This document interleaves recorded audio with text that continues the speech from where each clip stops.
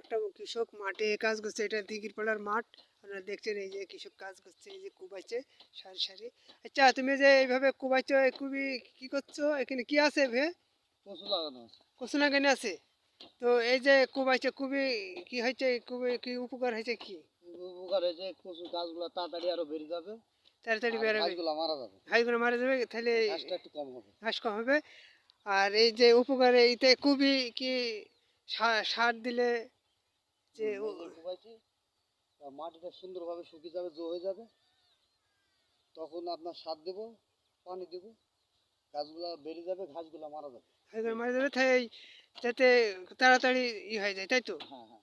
এই যে দর্শক, এখানে কচুর ভুঁয়ে কোবাইছে, যে আগাছাগুনা এভাবে মেরে দিছে যাতে আগাছাগুনা মরে যায়, দিয়ে খালি কচুগুনা থাকবে, যাতে কচুগুনা সার দিলে কচুগুনার যত্ন হয়ে জোর বাড়ে।